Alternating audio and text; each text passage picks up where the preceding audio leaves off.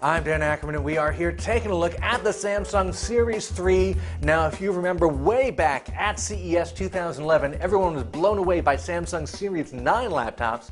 Those were super thin, super high-end, super fancy, 13-inch and later 11-inch laptops, but they were very expensive. The Series 3 is kind of a more budget-minded version of that, takes some of the same design cues, knocks it down to mostly plastic, had some of the components not quite as good, but it's a lot less expensive at the same time. This version of the Series 3 is the first one you can go out and buy. It's an 11-inch, and instead of that AMD E350 CPU you see in a lot of the 11-inch ultra portables, this actually has an Intel Core i3, which gives it better performance. Apart from that, you're going to see a lot of similarities with those AMD 11-inch systems that you see everywhere, like the HP DM1. It's got the same 11-inch 1366 by 768 screen. It's got a nice flat key keyboard, a fairly large touchpad, and all these systems are, lightweight and pretty well made. They're definitely a step up from those netbooks that were popular a couple of years ago, which mostly had 10-inch screens. These are a little bit more expensive, but a little bit more powerful, much easier to use as your day-to-day laptop. We definitely like the processing power from the Core i3 in this.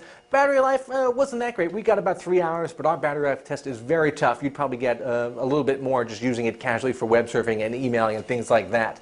Now, this 11-inch Series 3 is $599. We've seen it a little bit cheaper some places, but that is almost into regular laptop territory and certainly more expensive than a lot of the other 11-inch ultra portables we've seen, so you'll have to decide if that extra power is worth it to you. I'm Dan Ackerman, and that is the Samsung Series 3.